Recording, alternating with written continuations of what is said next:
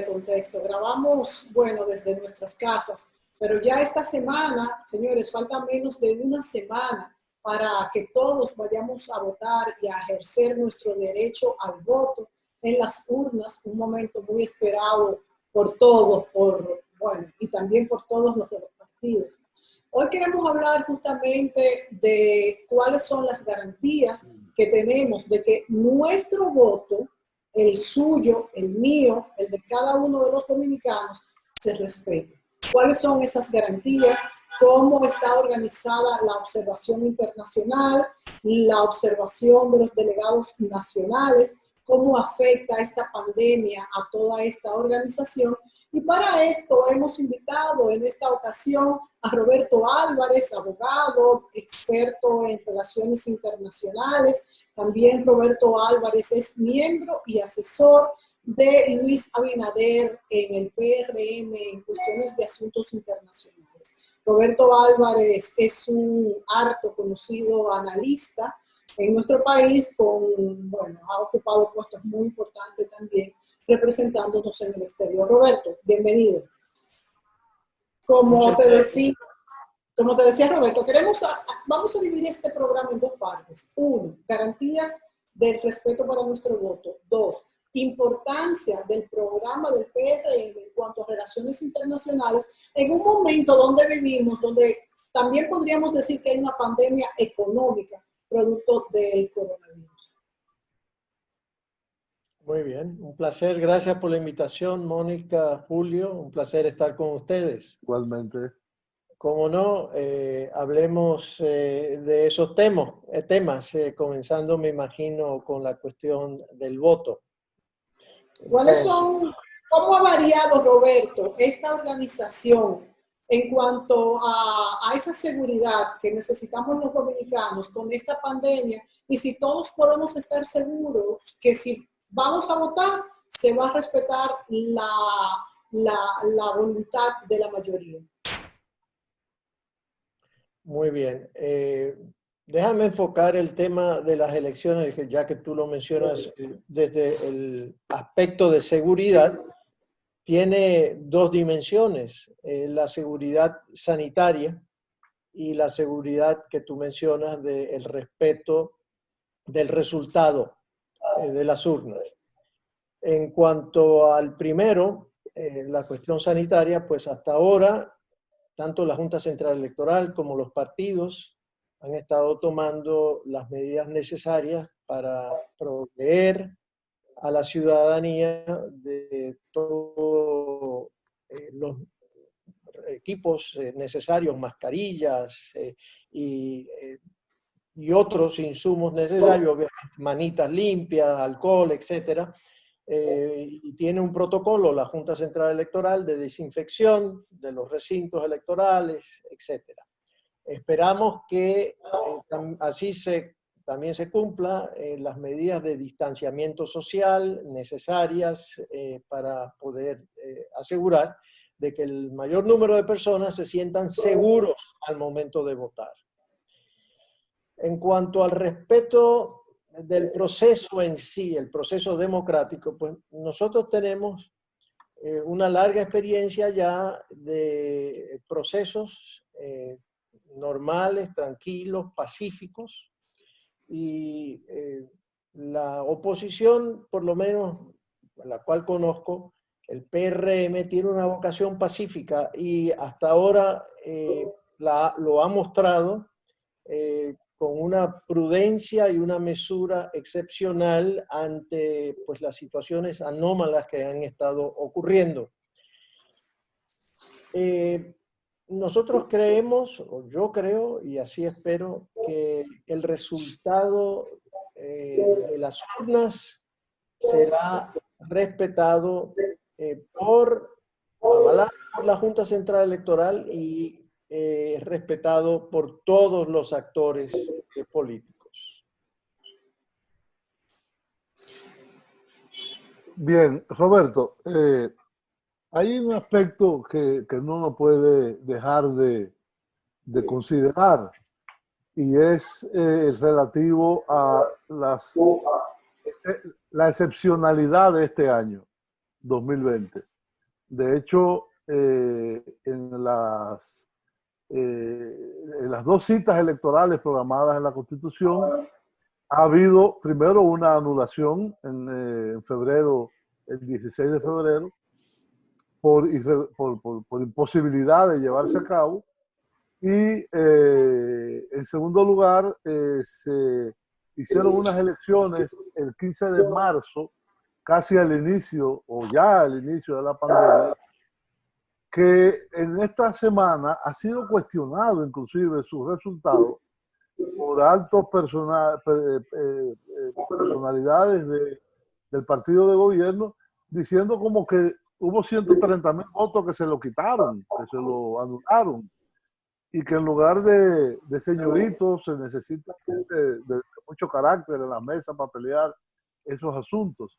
Cuando un voto está anulado por algún tipo de marcado incorrecto que se haga. No hay temor de que el próximo domingo haya una actitud de no reconocer los resultados, y sobre todo ante una situación que también nos afecta, a mi entender, y es que la observación internacional, que siempre ha sido un disuasor, es muy débil.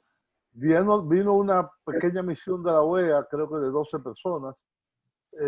Hay otra que están llegando de uniones y IPES. La Unión Europea no vino, y otros organismos que antes mandaban también delegados, la Internacional Socialista, etcétera, no han podido enviar a delegados porque las condiciones de viaje son muy precarias. De hecho, hoy es el día que grabamos, el día 1 de julio, que se abren los vuelos internacionales en el país.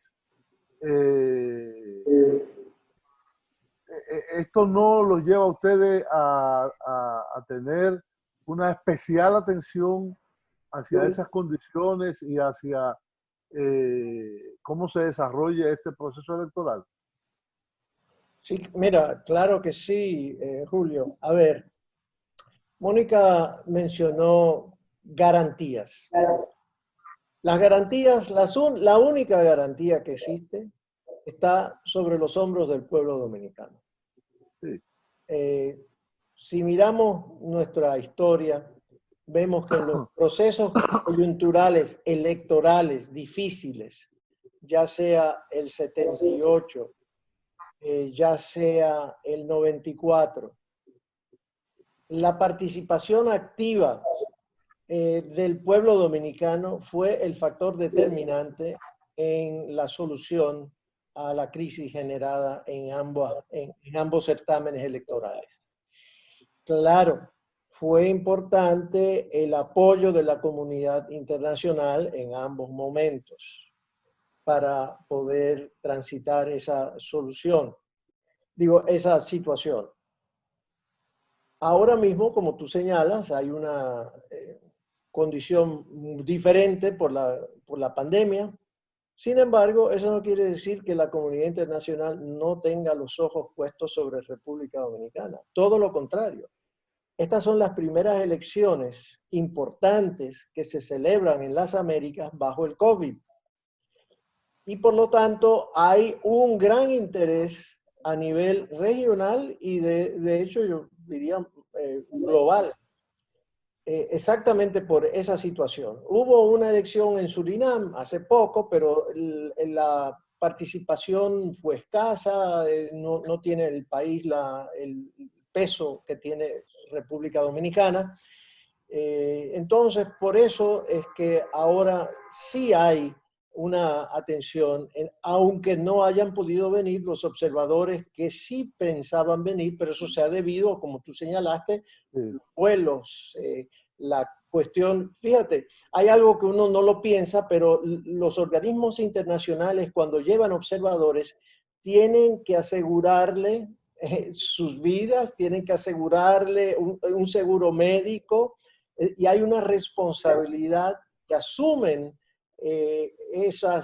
los que envían observadores internacionales, que ahora mismo tal vez las aseguradoras no estén dispuestas a garantizar, por ejemplo, digamos, la salud del presidente Frei, que preside la misión de observación electoral, pero quien va a estar presente, ya lo ha demostrado, virtualmente en todo el proceso.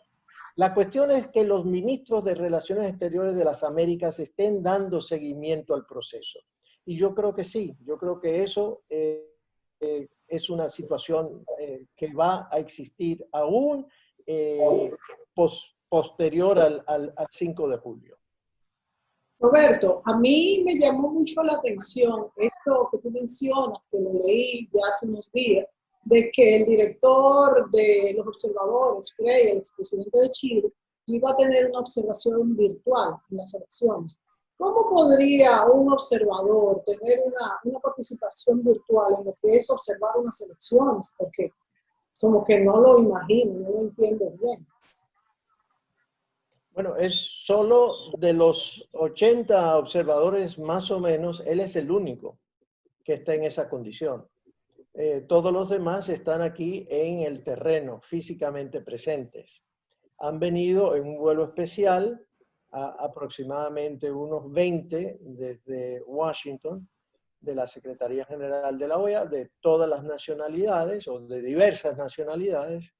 Y aquí han contratado localmente a unas 60 personas, extranjeros, todos, que tienen ciertos requisitos, llenan ciertos requisitos, como por ejemplo, además de ser extranjeros, que no trabajen en una embajada o una misión diplomática, que no tengan más de 3 años residiendo en el país, etc. Entonces, a todas esas personas le han dado un entrenamiento para servir como observadores, como cualquier otro observador que hubiera venido de Centroamérica o de América del Sur.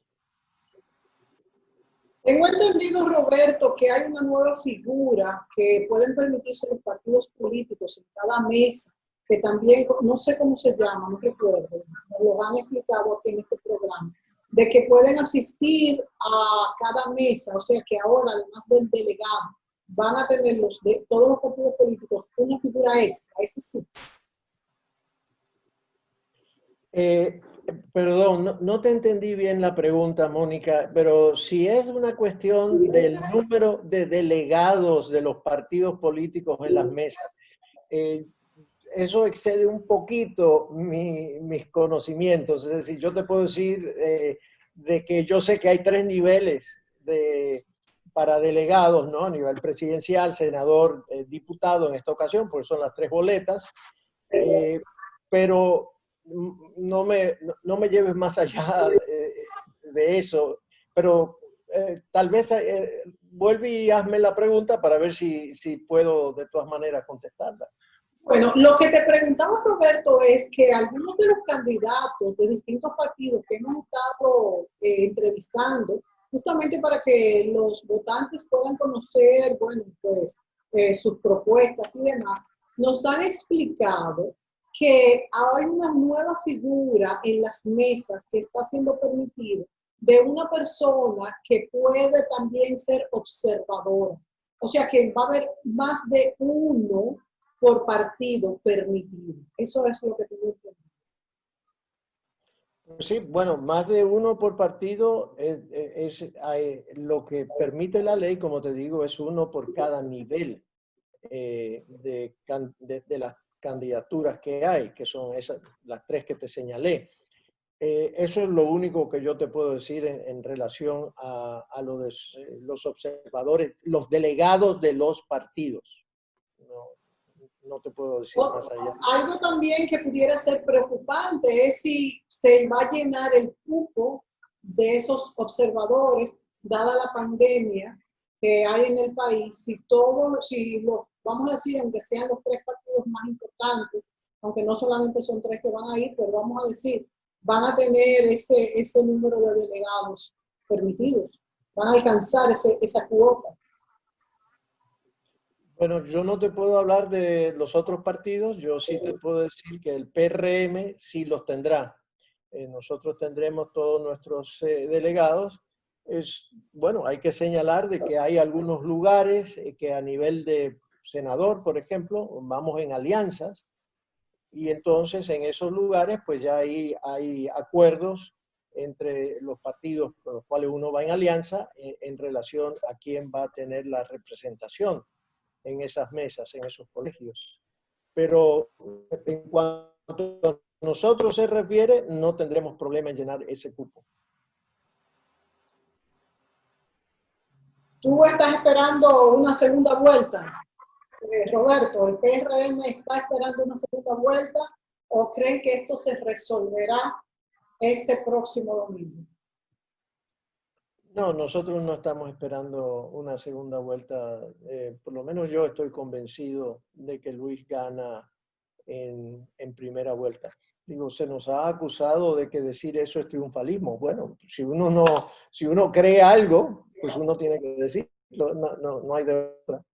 Entonces, es lo que yo creo, es lo que creemos, y de que el pueblo dominicano ya está harto, que va a haber un cambio, inevitablemente. No, además, Roberto,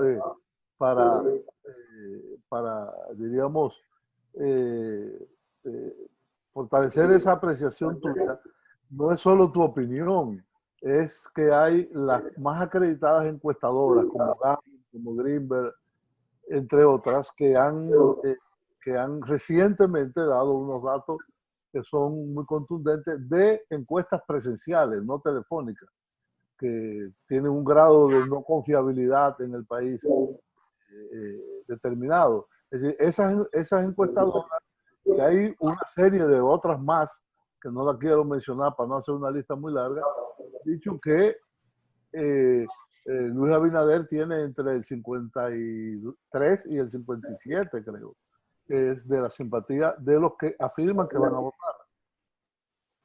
Mira, yo recuerdo 2015, 2016, cuando Greenberg, Gallup, Penn le daban al PLD entre 55 y 62%, en esa época le encantaban esas encuestadoras. Claro. Y las alababan, las publicaban, las reproducían y eran maravillosas. Ahora no les gusta, porque lamentablemente no lo quieren reconocer, están diciendo la verdad. Y bueno, así es, como tú señalas, ¿no? La única, en este caso, que salió con un porciento un poquito menor del 50% fue la PEN, pero estamos convencidos de que en realidad la situación está entre lo que le salió a Gallup, que es 53%, y la Greenberg, que fue un 56%, que por ahí anda la realidad. Sí, a mí me gustaría ya, no sé si cambiamos de segmento, pero me gustaría que hablemos sobre el programa del cual tú has sido responsable en el comité de campaña que presentaron recientemente, que es el programa de la política exterior del gobierno del cambio, que tú mismo lo presentaste, que tiene muchos componentes y que son importantísimos para de este programa. ¿Comenzamos ahora o hacemos un corte? Haz una pequeña introducción, Roberto. Todavía nos quedan 2 minutos y medio en este segmento y entonces cambiamos. Explícanos un poco así, a grosso modo, dada la importancia además que tiene en este preciso momento donde necesitamos este impulso de inversiones internacionales en el país. ¿Cuáles son las propuestas así, a grosso modo? ¿Cuáles son las propuestas de qué? La última parte no la entendí. Del programa de política exterior. Del programa. Yo pensé que era que todavía quedábamos en el tema anterior. Mira, el programa de política exterior fue un trabajo que construye sobre el programa que se presentó en el 2016. De hecho, en el 2016, entre la Secretaría de Asuntos Internacionales del partido, la SAINTER, y el comando de campaña de Luis Abinader en materia de política internacional, pues preparamos un documento que en ese momento se tituló Una política exterior de cara al siglo XXI. En este caso, el programa se ha titulado Un programa de política exterior para el gobierno del cambio. Tiene 17 secciones o capítulos con una introducción general que es más bien un resumen del informe en sí. En esta ocasión fue de nuevo una labor de colaboración entre la Secretaría del Partido y el Gabinete Presidencial en materia de política internacional que yo presido. Trabajamos conjuntamente y yo hice la edición del documento final que se puso en circulación la semana pasada, como tú señalaste, como ustedes señalaron, al cuerpo diplomático y que se ha colgado, se ha puesto en línea en las plataformas del partido, del candidato y del gabinete. Y está disponible para cualquier persona. Nos vamos a ir a la pausa, Roberto, entonces, para que volvamos con un poco más del desglose de este programa, de cuál serían, vamos a decir, las acciones en cuanto a relaciones internacionales y la importancia de esto, que lo expliques, porque todo esto influye desarrollo de garantías para mayores inversiones, zonas francas, turismo y todo esto que necesitamos. Nos vamos a la pausa y volvemos.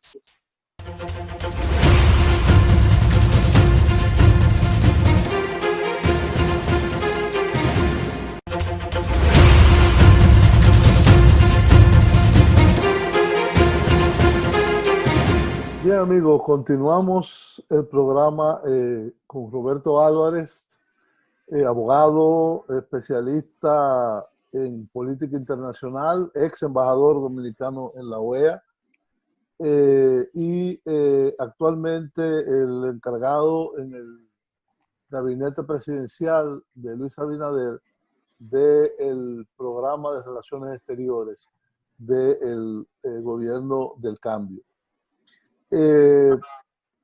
Ellos presentaron recientemente, tú presentaste junto con la candidata vicepresidencial, con Macarrulla y con el presidente del partido, Paliza, hicieron una presentación al cuerpo diplomático muy interesante que yo tuve la oportunidad de ver. Hubiera sido mejor difundirla con más profusión, pero bueno, lo hicieron. Y diríamos que el programa tiene una división temática interesante. Primero tiene una parte conceptual que enfoca propuestas para un nuevo enfoque de las relaciones internacionales, la profesionalización, algo muy importante, y modernización del Ministerio de Relaciones Exteriores, y el establecimiento de una política coherente hacia debe ser en plural, comunidades dominicanas en el exterior. Este es un primer punto que es fundamental junto con la introducción. Después vienen varios capítulos que tienen que ver con las relaciones con los países americanos. Primero, en primer lugar, una agenda hacia Haití particular con un capítulo específico. En segundo lugar, recomponer los lazos de la República Dominicana con la Comunidad del Caribe, CARICOM. En tercer lugar, fortalecer las relaciones estratégicas con los Estados Unidos de América. En cuarto, profundizar la relación con América Central. En quinto, incrementar los lazos con el resto de Latinoamérica. Y hay un capítulo también que yo considero muy importante, dedicar atención a la relación con Canadá, que a veces la tenemos medio tiradas hacia un rincón y debe ser parte del centro de nuestras políticas. Después viene 5 puntos de relaciones con Europa, fortalecer y vigorizar esos vínculos, dinamizar los lazos con países asiáticos como India, Japón, Corea del Sur y otras. Hay un capítulo específico de las relaciones con la República Popular China consolidar las relaciones con los países del Oriente Medio y las inmediaciones, y promover las relaciones con África y Oceanía. Y finalmente, digamos, hay unos dos puntos finales, que es intensificar la presencia dominicana de los organismos internacionales y delimitar el territorio marítimo dominicano que tenemos fronteras marítimas con algunos países como Estados Unidos, como Gran Bretaña, que no hemos, y Haití, que no hemos hecho tratado de delimitación, solamente lo tenemos con Venezuela y con Colombia. Entonces, nos gustaría, Roberto, que ante este resumen de lo que es el programa, tú quizás comiences a explicarnos lo que es la parte conceptual, lo que es las propuestas del nuevo enfoque, la modernización del ministerio y la política hacia las comunidades dominicanas. ¿Cómo no? Mira, déjame resumir primero lo que para mí son los tres ejes fundamentales de una política exterior dominicana, que son, primero, brindar una protección y atención a la comunidad dominicana en el exterior. Eso debería ser el primer eje de cualquier política exterior de cualquier país, de atender y proteger a sus nacionales en el exterior. Eso es número uno. Número dos es la generación de empleos y de inversiones extranjeras directas, ambos juntos. Y número tres, la promoción de los valores de una nación, en este caso los valores democráticos y los valores de derechos humanos, la dignidad de la persona. Esos son los tres ejes principales de la política exterior como ha sido planteada en este caso por el Partido Revolucionario Moderno. Naturalmente, hay otro objetivo adicional, un cuarto objetivo, pero este cuarto objetivo en este programa es para lograr esos tres ejes, para lograr esas tres metas. Y esa es la de reestructurar, reformar, transformar, modernizar, profesionalizar el servicio exterior. Porque si eso no se logra, no se va a poder cumplir cabalmente con los otros tres objetivos. Entonces, hay que comenzar por esa reforma. Así es. Entonces, puedo continuar, pero quería simplemente resumir los objetivos, claro, de eso. Entonces, dentro de esos objetivos, como tú has señalado, tú leíste el contenido de las secciones, de los capítulos, también lo podemos dividir de esta manera. Lo podemos dividir de los aspectos funcionales, que son la de modernizar el servicio, el Ministerio de Relaciones Exteriores, es uno, y de atender a la comunidad dominicana en el exterior. Esos dos aspectos funcionales. Y después tenemos los aspectos de las relaciones bilaterales, la relación de República Dominicana con cada país con el cual tiene relaciones diplomáticas. República Dominicana, Haití, República Dominicana, Estados Unidos, República Dominicana, Canadá, República Dominicana, República Popular China, etc. Esas son las relaciones bilaterales. Y después las relaciones multilaterales, que son las que el país ejerce a través de los organismos como la Organización de las Naciones Unidas, la OEA, etc. Entonces, esa es otra gran división también del programa. Hay unos aspectos que están dentro del programa. Yo lo leí, por suerte lo leí completo. Gracias. No, me interesa muchísimo, tú sabes que yo he estado muchos años en el servicio exterior y en la política exterior. Pero hay dos aspectos que yo creo que son fundamentales para nuestro país y para su futuro,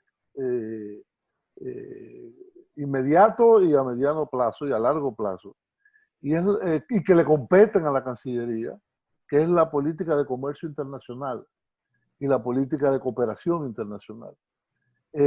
Como tú sabes, algunos organismos como la Organización Mundial del Comercio, en el cual muchos ciframos esperanzas de un proceso de mayor cooperación internacional para el desarrollo y para la consolidación de los intercambios comerciales y la inversión, está paralizado en este momento, está prácticamente acéfala. El director general renunció efectivo al mes de agosto. Y la Cancillería tiene dentro de su propia ley orgánica una función compartida con otros ministerios, como es la de la cooperación internacional, sobre todo la de gestionar, buscar, negociar la cooperación internacional, tanto para recibirla como para darla, porque la República Dominicana puede ser un exportador de elementos de cooperación sur-sur, por ejemplo, en el caso de Haití, con algunos países de Centroamérica, con CARICOM, etc. Esa parte de la política comercial que a mí personalmente me llama mucho siempre, porque estuve mucho en ese proceso, está, como te dije, no tiene un capítulo específico, sino está difusa dentro de los diferentes capítulos del programa. ¿Qué tú nos puedes decir sobre estos temas? Bueno, ese es un tema esencial, bueno, o esos dos temas que tú has planteado, comercio internacional y cooperación internacional. Vamos a separarlos. El comercio internacional, definitivamente que es principalísimo. Yo lo incluí de manera genérica en la cuestión de las exportaciones dominicanas para darle un poquito más de comprensión para las personas que estén escuchando de cómo el comercio internacional, qué importancia tiene para nuestro país. Bueno, de ahí es que se van a generar divisas, los dólares o los euros o los yuanes, lo que sea, van a venir del comercio internacional y el comercio internacional a nosotros nos interesa porque eso es lo que quiere decir que vamos a poder vender más de nuestros productos en el exterior. Y nosotros tenemos, y tú lo sabes, una balanza comercial deficitaria con la mayoría de los países o de los bloques regionales. Nosotros tenemos un superávit, o mejor dicho, nosotros le vendemos más productos que le compramos a muy pocos países, como por ejemplo Haití, Jamaica, CARICOM, Cuba. Sí. Bueno, a CARICOM, si tú sacas, si no incluyes a Haití a Trinidad y sacas el gas de las compras a Trinidad y Tobago, entonces nosotros sí tenemos una balanza muy favorable así es. con la CARICOM, con los países del Caribe inglés. Exacto. Y podríamos, y como señala el informe, sin embargo, fíjense una cosa, CARICOM tiene 7 millones de habitantes, más o menos, sin incluir Haití, miembros de CARICOM.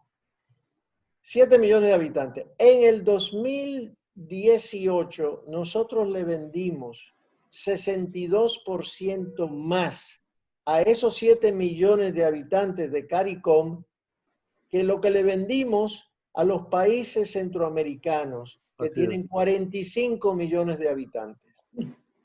Le vendimos 62% más a 7 millones que a 45 millones. Y tenemos un tratado de libre comercio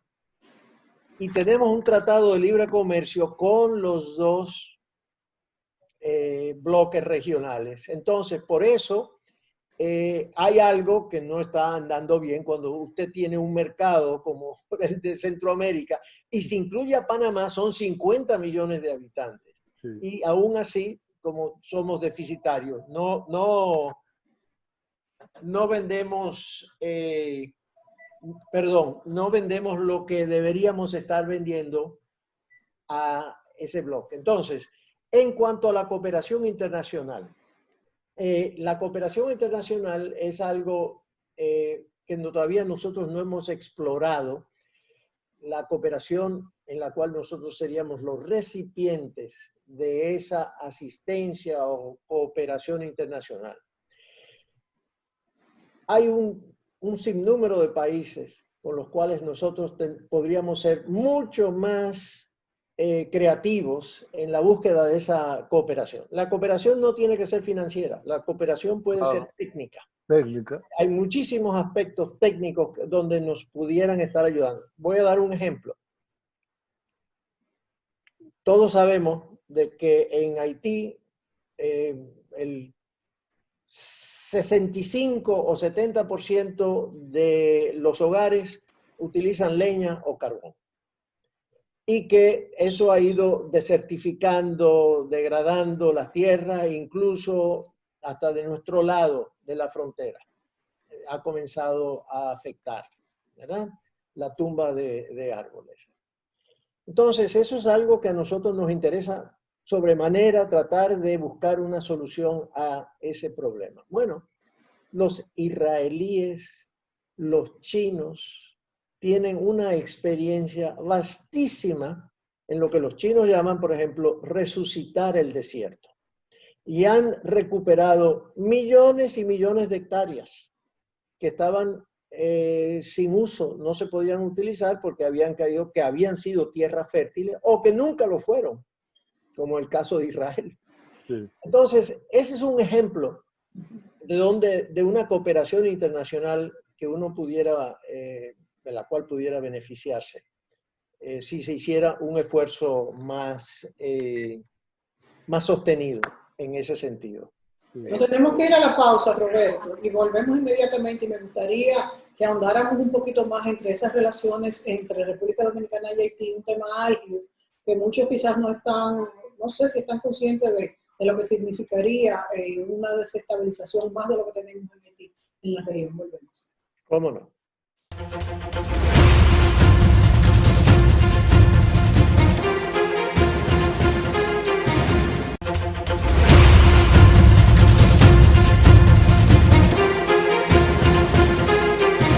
Bien, amigos, continuamos el programa con Roberto Álvarez, conversando sobre la política internacional de la propuesta del gobierno de cambio de Luis Abinader, que él es el coordinador dentro del gabinete presidencial. En el segmento anterior, Mónica le preguntó sobre el futuro de Haití. Sabemos que compartimos una misma isla, que hay una gran presencia de nacionales haitianos en nuestro país, que inclusive la mano de obra haitiana es fundamental en algunos sectores de nuestra economía, como es la agricultura, por ejemplo. La construcción. Y la construcción. Y que los problemas de esta inestabilidad política que presenta la nación haitiana, la República de Haití, han ido incrementándose, al punto que hoy en día tienen un país sin parlamento, un primer ministro sin confirmación del parlamento y además una situación política extremadamente inestable.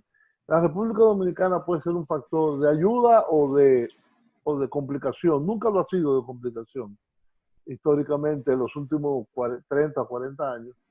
Pero realmente es un reto para nosotros poder materializar, diríamos, una política que tenga resultados. Yo fui durante 3 años encargado de la Comisión Mixta Bilateral Dominico-Haitiana en un momento de mucho más estabilidad que actualmente, donde habían una contraparte haitiana en la Comisión Mixta, que por cierto es el único organismo común que existe entre ambos gobiernos, y los avances fueron pocos. Uno de ellos, para yo comenzar algo que tú dijiste, fue que se firmó en febrero del 2012 un acuerdo para distribuir 1 millón de estufas y de tanques, pequeños tanques de gas licuado, para poder contribuir a, diríamos, replicar lo que se comenzó en el 66 aquí y que en Haití todavía ha sido muy desigual, como tú indicas, más del 70% de la energía de hogares es consumida de leña y eso destruye bosques y lo destruye ya, que queda muy poco, y lo destruye aquí también. Y es malo para el medio ambiente. Y es malo para todo, exactamente. Entonces, cuéntanos un poco sobre esa agenda de futuro con Haití, que enfoque más en cooperación que en conflicto, entiendo yo, y cómo canalizarla en este momento de esta situación con la que atraviesa Haití. Sí, mira, definitivamente que tenemos que buscar mecanismos para establecer una relación estable, una relación transparente y de buena vecindad con Haití. Y ese es el programa plantea 4 ejes en relación a Haití. El primero es exactamente eso, una política exterior de buena vecindad y transparente. El segundo es, nosotros necesitamos desarrollar integralmente nuestra frontera, la frontera dominicana. No podemos continuar en grandes sectores de la frontera en el abandono en que se encuentra.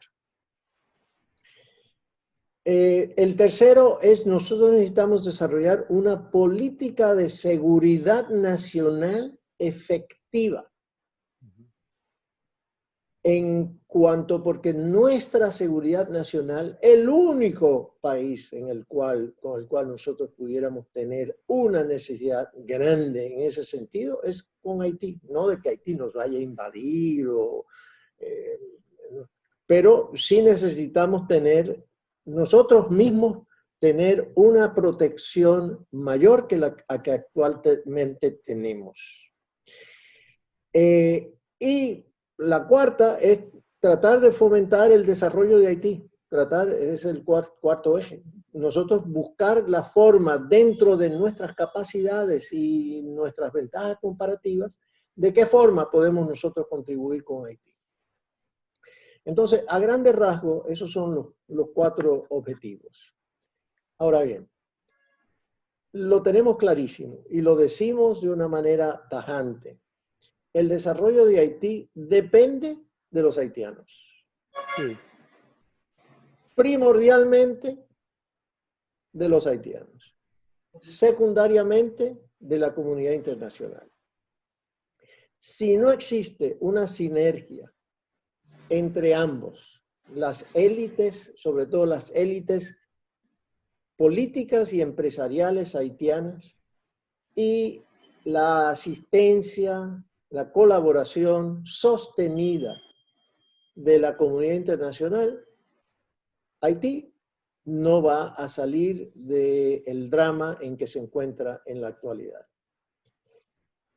República Dominicana solo puede colaborar, nosotros podemos colaborar dentro de nuestras posibilidades en algunos aspectos muy puntuales que señalaré más adelante.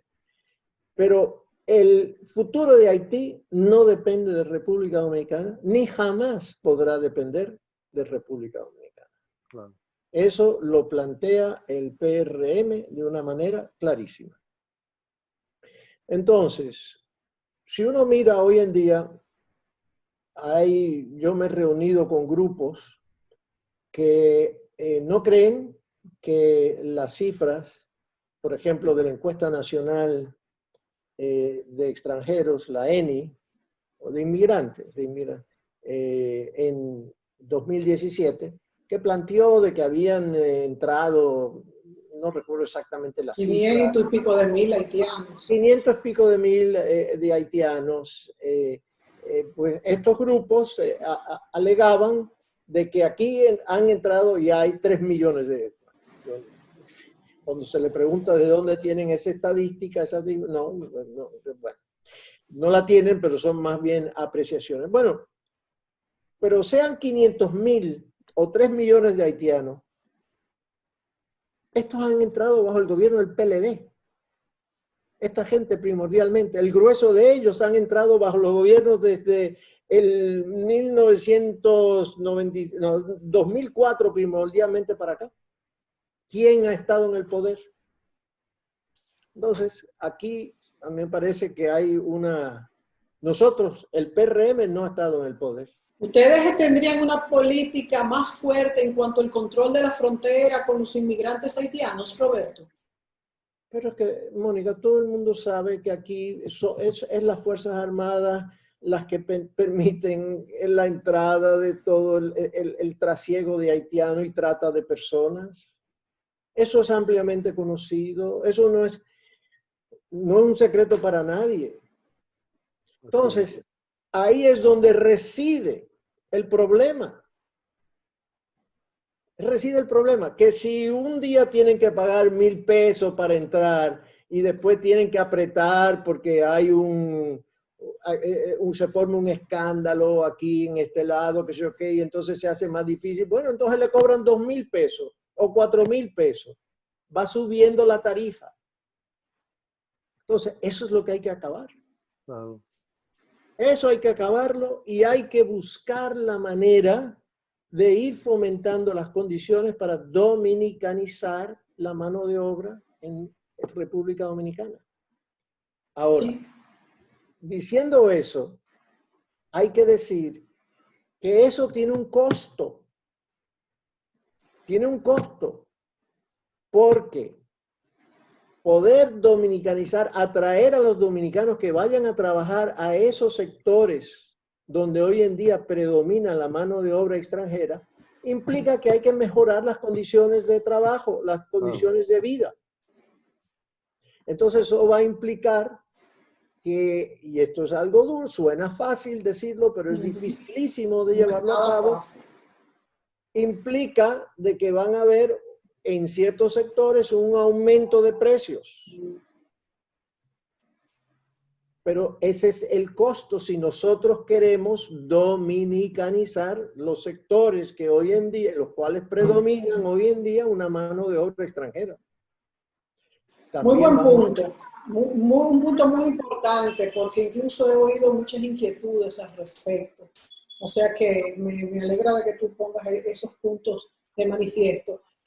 Otras relaciones, Estados Unidos, China, Canadá, que has hablado, Roberto.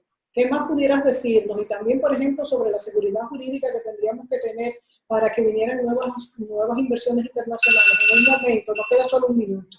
No sé si tendrás tiempo, así a grandes rasgos, de decir entonces que un punto importante, ya tenía varios puntos, pero ya me sonó la alarma. O concluir cuál es todo lo que hemos discutido con relación a la política que ejecutará, en caso de ser electo, el gobierno de Luis Abinader. En un minuto. 2 minutos, dos, Roberto. Te vamos a volver a invitar más adelante, pero vamos a concluir con 2 minutitos. Mira, tengo que hablar de la política de empleos, creación de empleos, y ahí viene la cuestión de atraer la inversión extranjera, que mencioné al principio, pero que no desarrollé, y eso es fundamental ahora. Y eso es una cuestión en la cual vamos a tener que trabajar estrechamente en Estados Unidos. ¿Qué sucede? Sabemos todos que hay hoy en día un conflicto entre Estados Unidos y la República Popular China y que está ocurriendo una salida de comercio o de industrias desde la República Popular China que se están ubicando en otros lugares. Está habiendo lo que se llama, dicen, un desencadenamiento de la producción global. Bueno, de hecho, un estudio de una institución encontró que entre marzo del 2018 y septiembre del 2019, de China salió aproximadamente 21,000 millones de dólares que se fue a otros países, las inversiones. Eso fueron sobre todo a Taiwán, a México, a Vietnam, a la India, a otros países. Nosotros necesitamos crear conciencia en Estados Unidos de que ellos pudieran dirigir ese comercio y ayudar a que esas industrias se ubicaran acá en República Dominicana. Y nosotros tenemos que hacer ese trabajo. El sector privado dominicano, conjuntamente en una alianza, lo que llaman las alianzas público-privadas, tenemos que hacer ese trabajo en Estados Unidos. Eso es hoy en día uno de los aspectos fundamentales de la política exterior. Roberto, muchísimas gracias por estar aquí en estos días que sabemos que tienes muy apretado con todas estas reuniones políticas. Tú como parte principal del equipo de Luis Abinader, te deseamos mucha suerte, reconocemos en ti muchas cualidades, eres de las personas que más sabe de relaciones internacionales en nuestro país. Y a ustedes, amigos televidentes, estén pendientes y vayan a votar cada uno por el candidato que crea que debe de ejercer el mando sobre todos nosotros. Gracias a todos. Gracias, Roberto. Hasta pronto. Muchas gracias. Julio. Muchas gracias. Gracias, Roberto. Voten, vayan a votar todos. Vayan a votar todos. Hasta la próxima. Hasta luego.